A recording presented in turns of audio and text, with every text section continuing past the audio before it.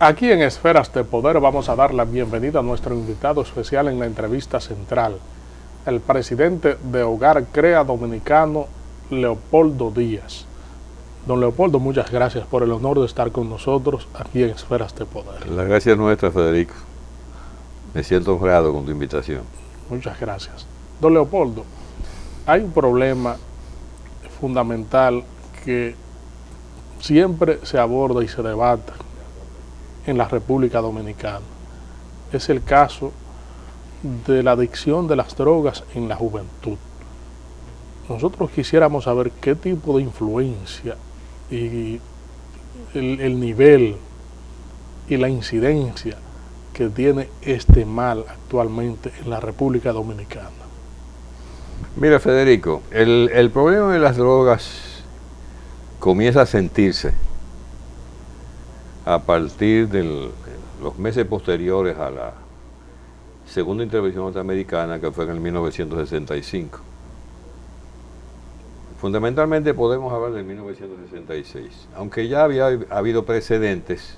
En la época de Trujillo hubo dos casos particulares, uno en una farmacia en la Feria María Ruiz y otro con unos marinos puertorriqueños.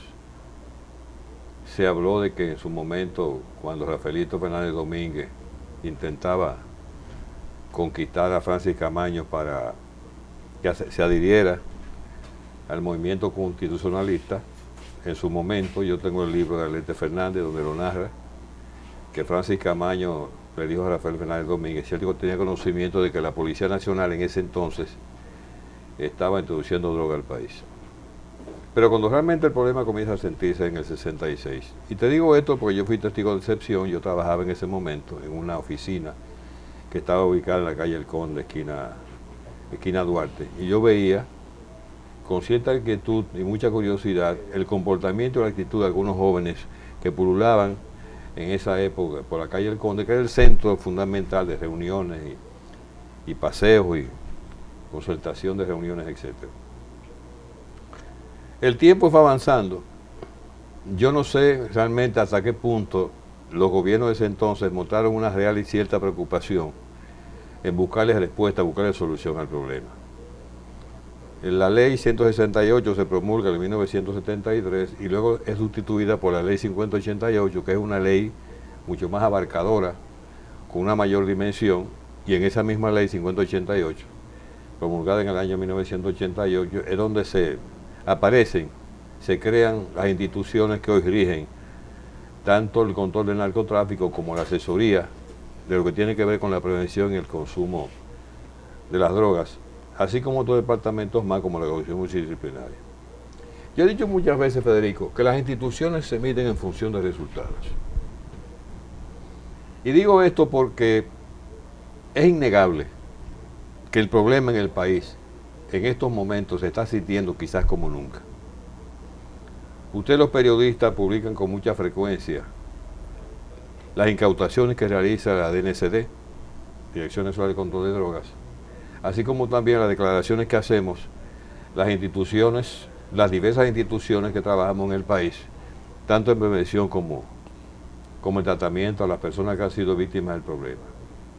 Y podemos concluir, llegar a la conclusión, de que el problema, en vez de disminuir, ha continuado creciendo. La pregunta que la gente debe hacerse es, ¿qué es lo que ha pasado? Porque ambas instituciones que combaten el narcotráfico y las que trabajamos para recuperar a los enfermos, la buena voluntad y el deseo no nos ha faltado. Ha habido una gran dedicación, habrá un gran empeño. Pero yo creo que en cierta medida hay algo que ha influido en ese crecimiento de ambas vertientes, consumo y oferta. La sociedad tiene sus etapas de adolecer de lo que nosotros llamamos la crisis moral.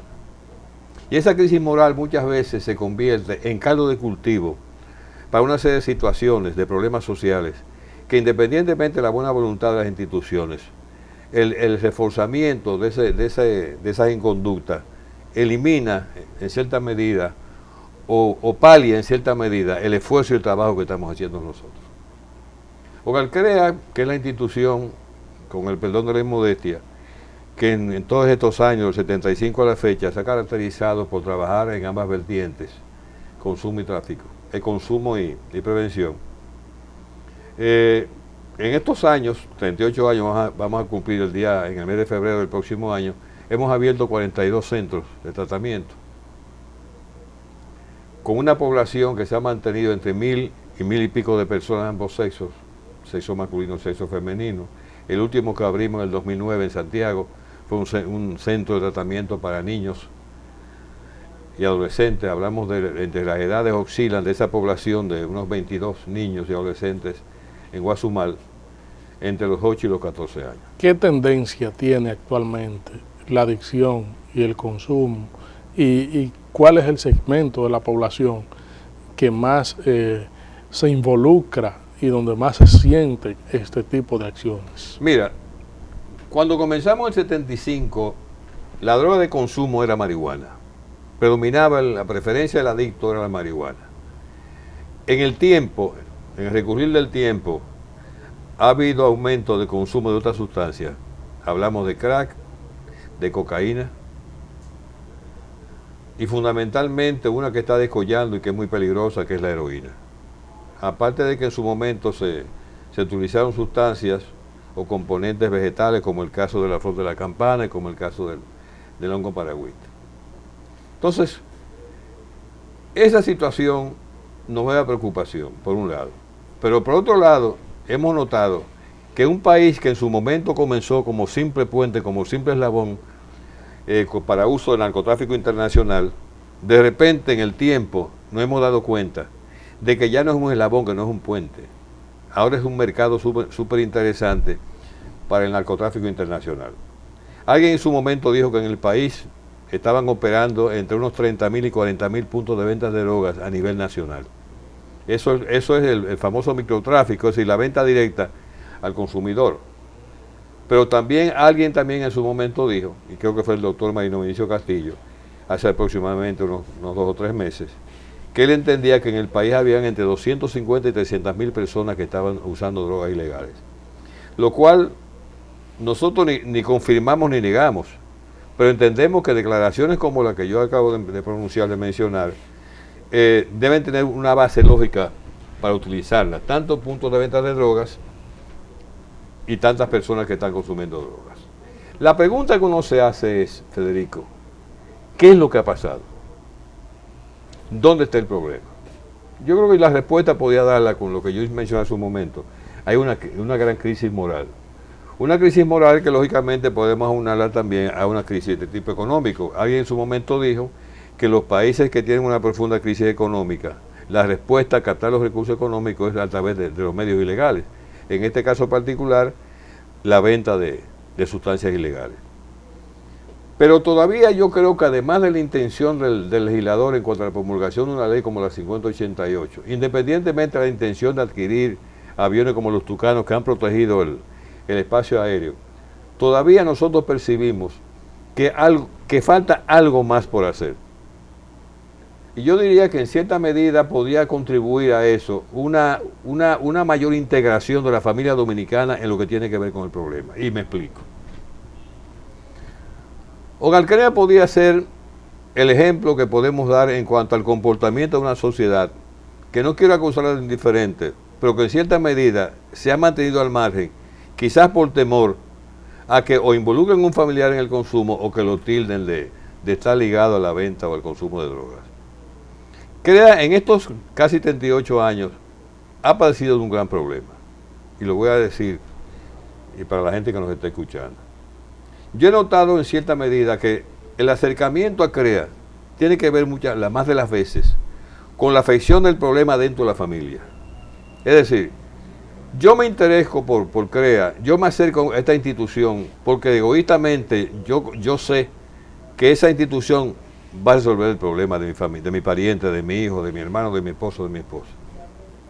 Pero sucede un fenómeno que es donde yo entiendo que está la gravedad del problema. Tan pronto esa persona encuentra la solución a la enfermedad de su pariente,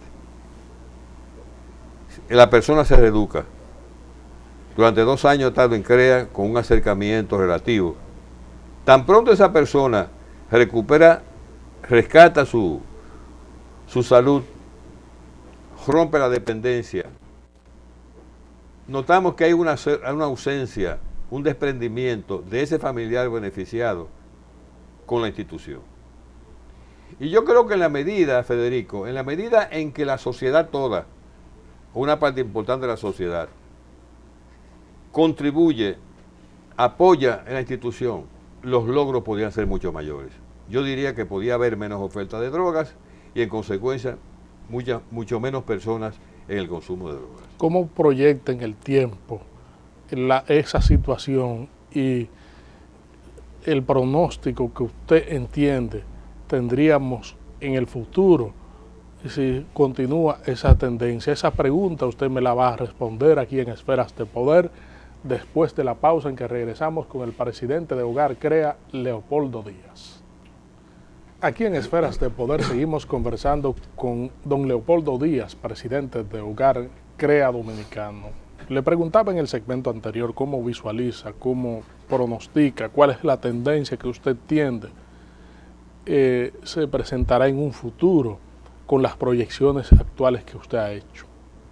Mira, yo te decía que una de las causas que ha contribuido al crecimiento del consumo de droga en el país ha sido la crisis moral que afecta a esta sociedad.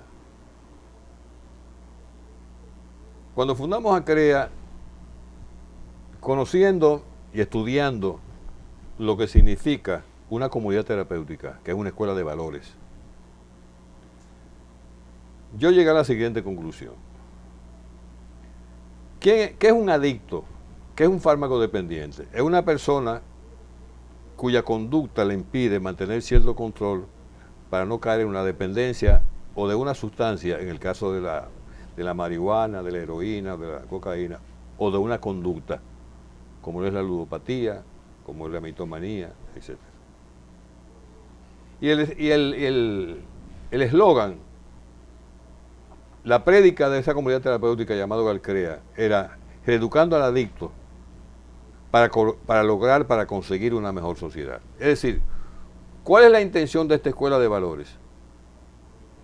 No solamente que el que da tratamiento a CREA sea capaz, a través de las terapias que aplicamos en la institución, romper con esa dependencia, porque entonces ya no sería un reeducado, sería un recuperado.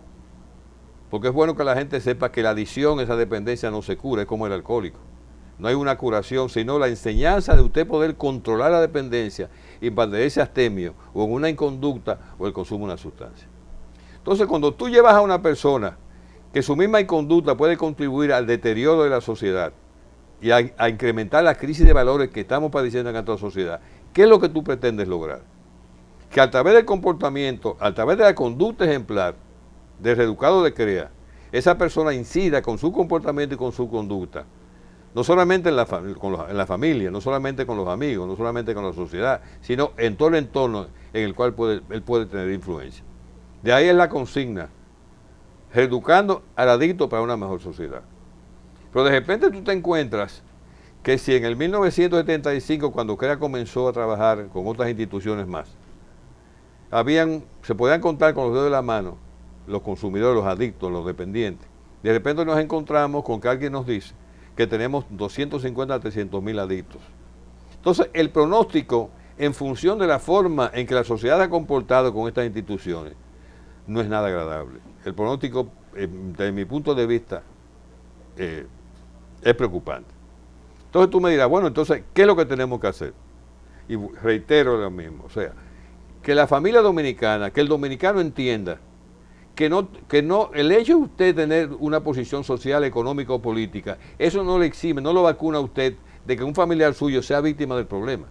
Entonces, en la medida que podamos lograr, no solamente los familiares, que en su momento, cuando el hijo sale de CREA y se reeduca, se separa de la institución, que debería hacer todo lo contrario. Es decir, ya usted tiene un compromiso formal con la institución y usted debería formar parte de esa institución. Y de repente tú te encuentras con que logré lo que yo quería y me alejo y ustedes sigan trabajando como puedan. Entonces yo creo, Federico, que en cierta medida la integración de la sociedad a estas instituciones, trabajando dentro del área de su influencia, podemos lograr que el pronóstico no sea tan preocupante como yo lo veo venir. Porque al final de cuentas, ¿cuáles son las causas que determinan que una persona sea un dependiente? ¿Cuáles son las causas por las cuales una persona puede ser víctima de la adicción a una sustancia o una inconducta? Es el entorno, es el ambiente.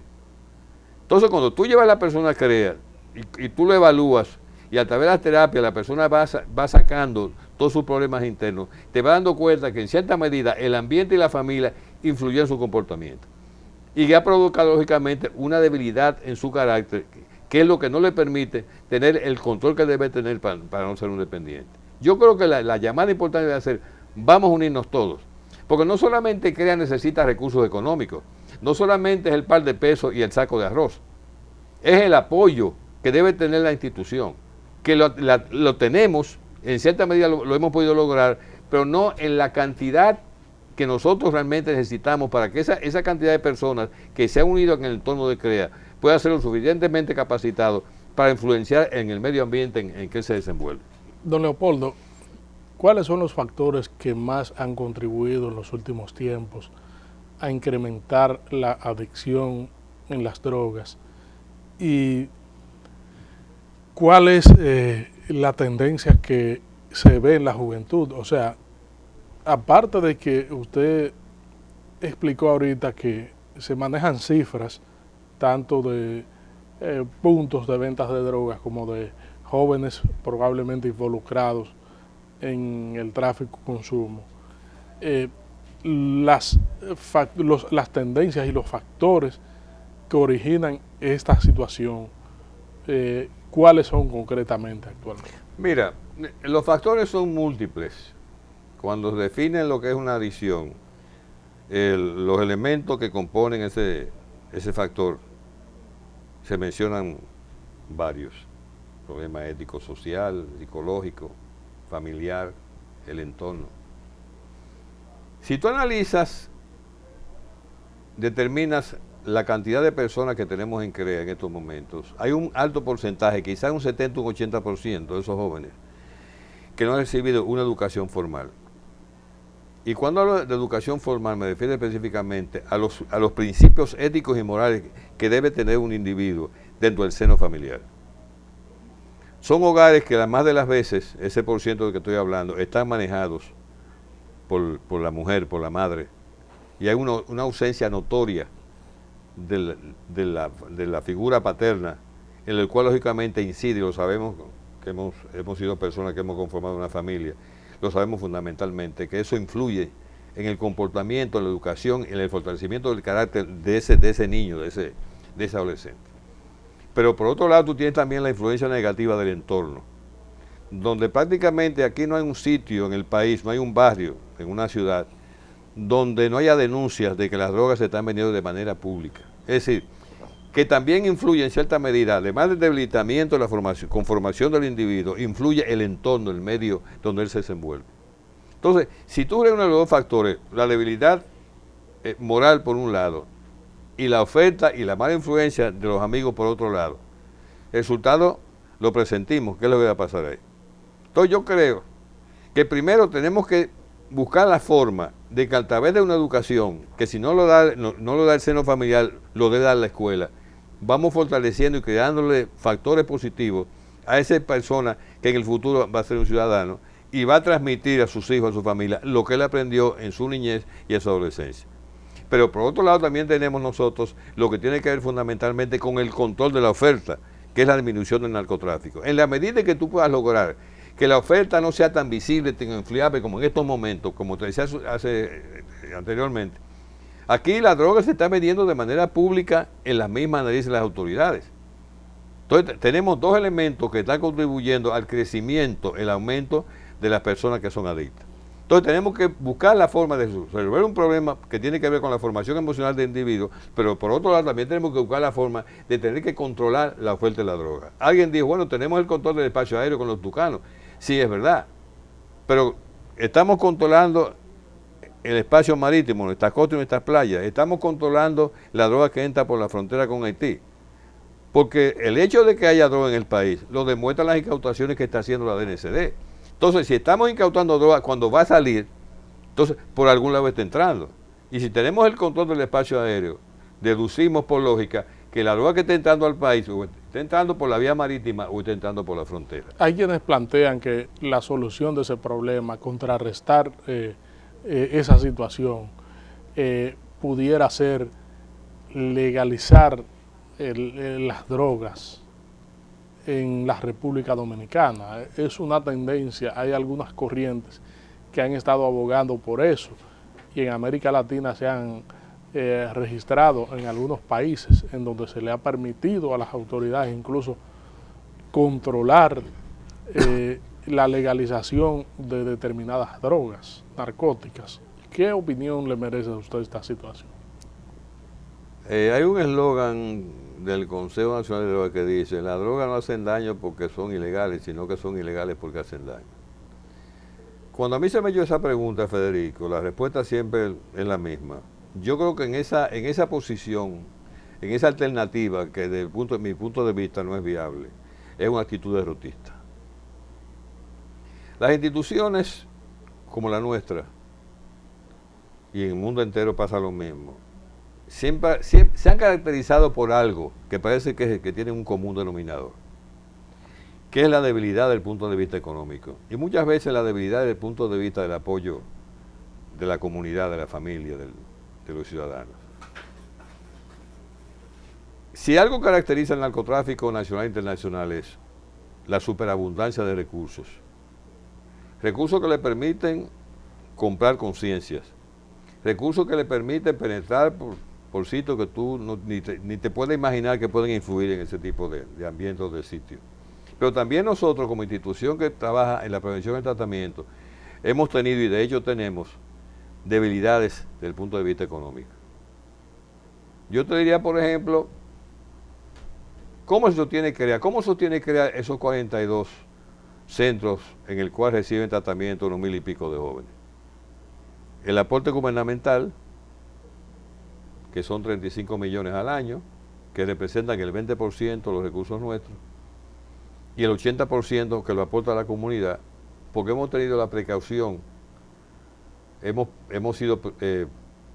podido determinar que en la medida en que tú puedes ubicar una comunidad terapéutica en diferentes localidades, una en cada cabecera de provincia, en esa misma medida, el apoyo que te va a llegar en la comunidad de esas ciudades o de esos pueblos se va a dirigir directamente al centro de tratamiento que está ubicado en esas cabeceras de provincia o en esos pueblos.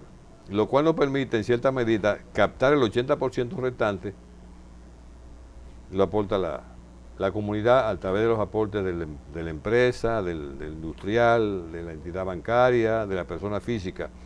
Pero algo también muy interesante, y es que el Hogar CREA tiene 3 componentes importantes, de los cuales yo creo que quizás, si no el más importante, es uno de los más importantes, que es la representación comunitaria.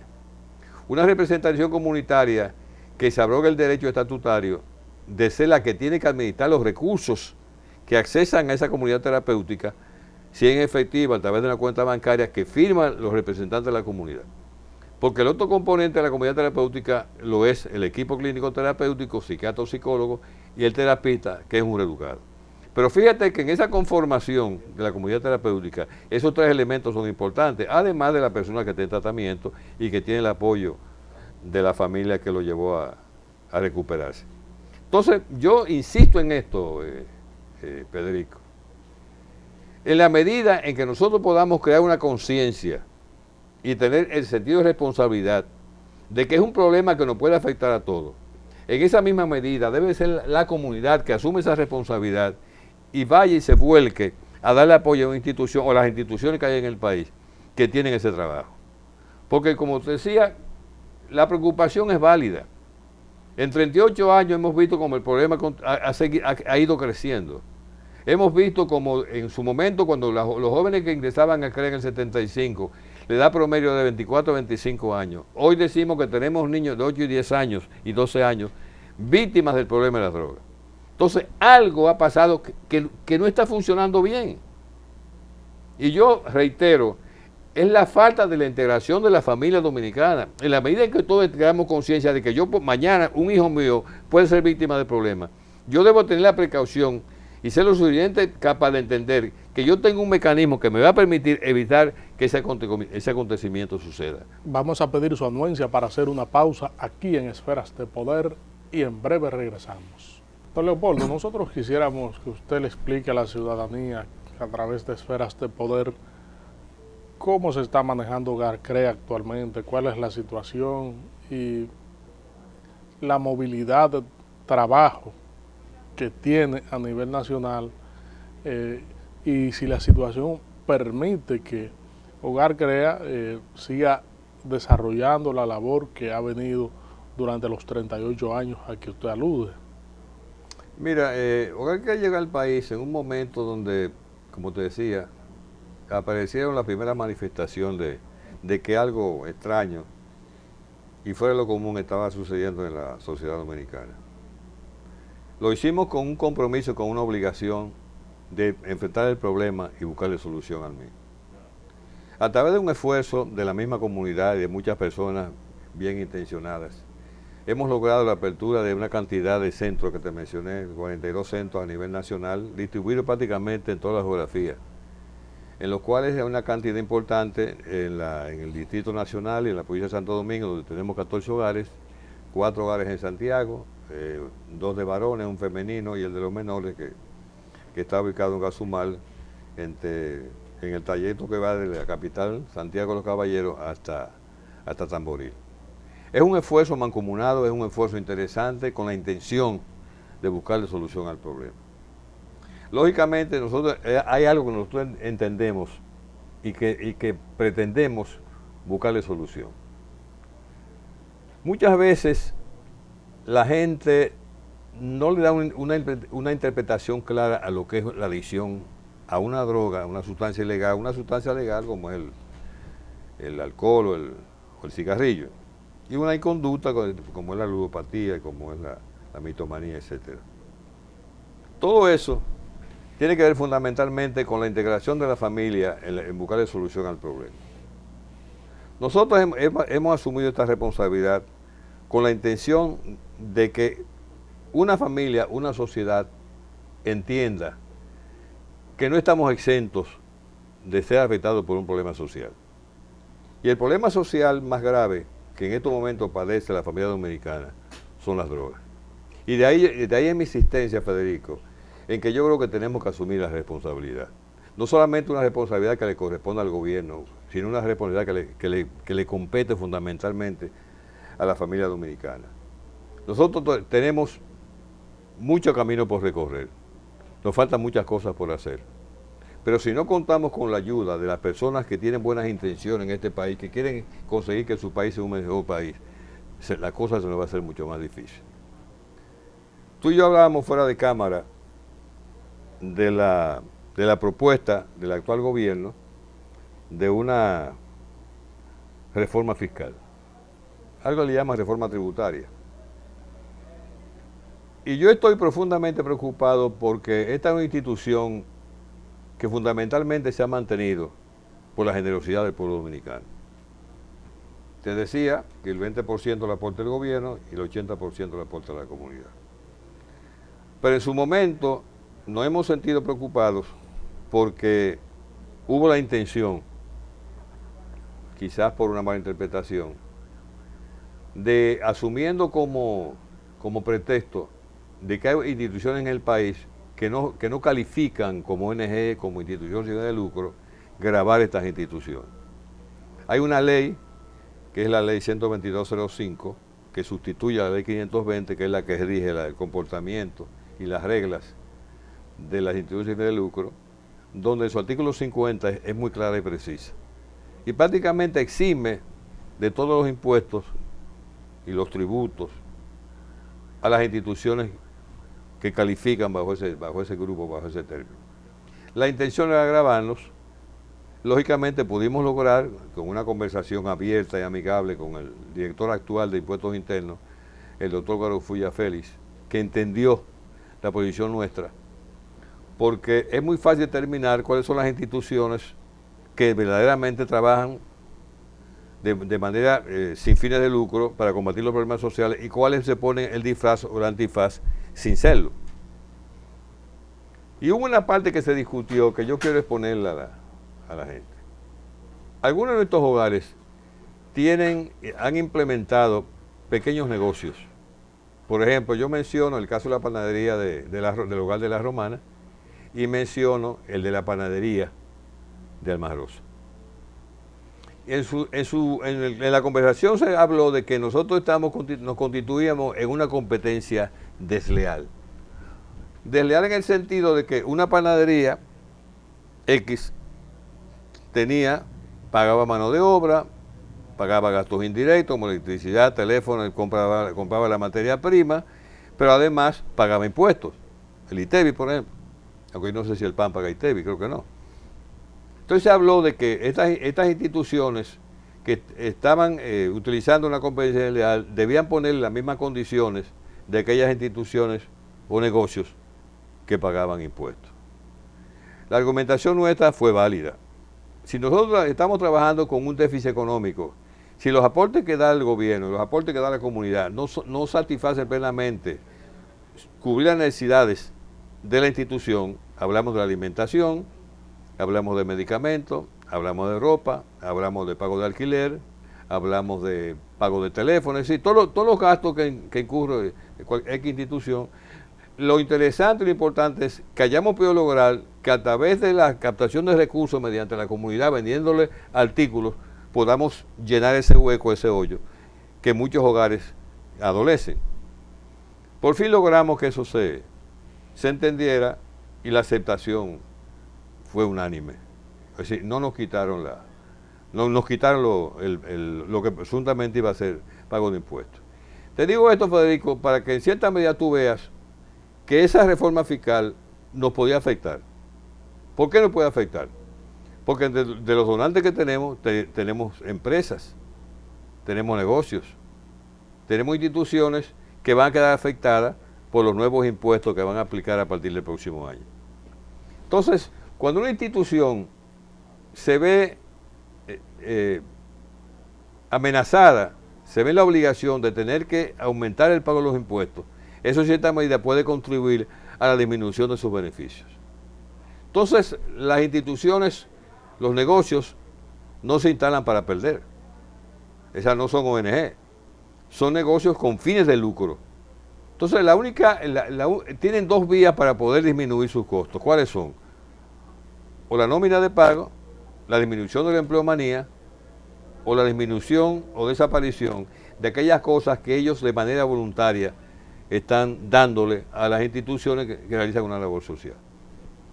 Mi preocupación, y le he manifestado en reuniones que he tenido en Hogar Crea, de que tenemos que estar muy pendientes de que en cierta medida nuestro accionar para el próximo año debe ser un accionar que refleje dos aspectos fundamentales. Lo primero es la autoridad. Sí, vamos a ver cómo podemos minimizar algunos gastos, aunque vivimos en una autoridad permanente. Pero también hay otro aspecto que es bueno recalcar, la solidaridad, Federico. Es decir, ser solidarios con aquellos que en cierta medida no están en las condiciones favorables en que yo estoy. Y me explico. ¿Dónde tú crees que puede operar un Hogar Crea con menos dificultades económicas? ¿En una ciudad próspera, como la ciudad de Santo Domingo, como Santiago, como La Vega, como La Romana? ¿O en ciudades pequeñas cuya generación de recursos se reduce al mínimo?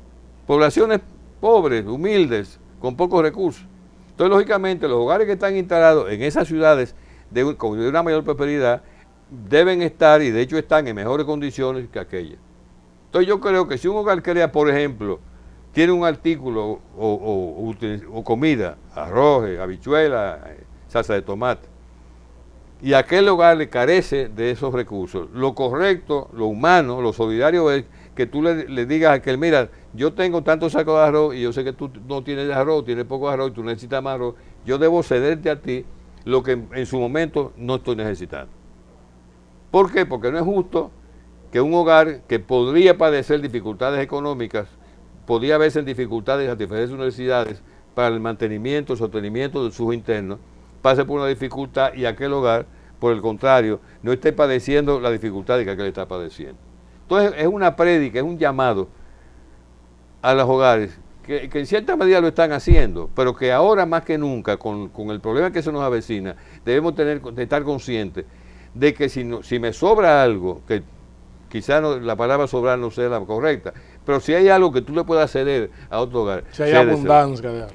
Sí, porque es que yo creo que yo estoy pensando realmente en lo que va a venir. Yo fuera de cambio, te decía a ti, Federico, aquí no va a quedar títere con cabeza. Todos de una forma u otra vamos a estar afectados. Porque ahora mismo están subiendo los alimentos, me han dicho, y leído en la prensa y en los comentarios que están subiendo. Va a subir el transporte, va a subir la gasolina.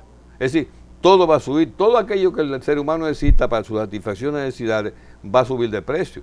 Pero sin embargo los sueldos van a quedar congelados. Yo no digo hablar de aumento de sueldo, aunque ya oigo a Pepe Abreu hablando de que es necesario que se incremente el sueldo para ver si aquellas personas que tienen ganas de sueldo bajo le permita por lo menos satisfacer, aunque sea precariamente, sus necesidades fundamentales. Entonces yo creo que es un llamado oportuno que debemos hacer, porque al final de cuentas el que vive de la caridad pública tiene que entender que muchas veces nuestra condición económica no nos permite manifestar nuestra caridad en la medida en que aquel que espera beneficiarse de ella lo necesita. ¿Qué tipo de plan y coordinación tiene Hogar Crea con otras autoridades como el Consejo de Drogas, la Dirección Nacional de Control de Drogas, el Ministerio Público, que son entes de combate al delito? Mira, nosotros hemos mantenido durante todos estos años, a raíz de su creación en el 88, muy buenas relaciones con todas las instituciones que tú has mencionado, buenas relaciones con la DNCD, a pesar de que no entre esta área. Sin embargo, ellos frecuentemente nos visitan y nos dan su apoyo moral y muchas veces nos dan charlas, lo mismo con el Consejo, los diferentes presidentes que han tenido el Consejo, ahora en estos momentos con Fidi Aristi, con el mismo Ministerio de Salud Pública que nos ha facilitado los servicios de algunos profesionales, como es el caso de los médicos psiquiatras y los psicólogos. Es decir, que la relación es una relación que en cierta medida nos favorece a todos y ayuda a que podamos realizar nuestras labores. En lo que tiene que ver con el presupuesto nuestro, ya para el mes de julio, el pasado mes de julio, nosotros le enviamos el documento que entregamos todos los años, donde nosotros plasmamos cuáles son los estimados de ingresos nuestros con las diferentes áreas, y al mismo tiempo plasmamos en ese mismo documento las necesidades que tienen todos y cada uno de los hogares y departamentos, porque además de los hogares, los 42 hogares, tenemos diferentes departamentos en CREA, el departamento de contabilidad, el departamento de admisión, el departamento de seguimiento, el centro de documentación, la unidad especializada, el laboratorio, centro de cómputo. Es decir, que no solamente son los 42 hogares que generan gastos y costos, sino también esos mismos departamentos. Le enviamos el estimado de gastos o presupuesto, abrigamos la esperanza de que, si es posible, se nos aumente algo, ¿no? Porque en función de que los costos van a aumentar, pues lo razonable y lo lógico es que el gobierno, que nos aporta, decía, 35 millones de pesos al año, 2.9 mensual, pues incremente en la medida de lo posible la ayuda que el gobierno nos da. En el área comunitaria no quiero ser muy optimista por lo que te acabo de explicar. Sin embargo, yo creo hay algo que es interesante, Federico. Es bueno que la gente sepa que esa ayuda del gobierno para nosotros es fundamental por un aspecto importante. Primero, es la ayuda más grande, hablamos de 35 millones de pesos, pero es una ayuda que es fija mensual. Sí, podemos contar con eso, ahí no hay problema. No es la ayuda esporádica, sino una ayuda fija. Pero que de esa ayuda que dé el gobierno, ahí pagamos la nómina de todos los empleados. Nosotros pagamos de nómina 1.200.000 pesos mensuales, porque somos muchos. Repartimos a todos los hogares de ese subsidio 1.200.000 pesos, dependiendo la capacidad en cuanto a cantidad de residentes en tratamiento y la necesidad de ese hogar. Un hogar más grande reside más que un hogar más pequeño. Y también de ese mismo dinero, el del gobierno, pagamos la seguridad social y pagamos el fondo de pensiones. Entonces nos sobran 190.000 pesos, que son los que nos permiten satisfacer las necesidades de los 7 departamentos que tenemos en La Paz de Villini. Estamos ubicados en La Paz de Villini, entre la calle Pina y la calle Trelleta. Ahí están los departamentos que te mencioné, a ellos le pagamos el teléfono, le pagamos la luz, le pagamos los alquileres, satisfacemos las necesidades de mantenimiento, etcétera, etcétera. El mobiliario, le falta una máquina una computadora, un aire acondicionado, una silla, un escritorio. Entonces esos 190.000 pesos tenemos que buscarlo. Es decir, que lo que aporta el gobierno es lo comido por lo servido.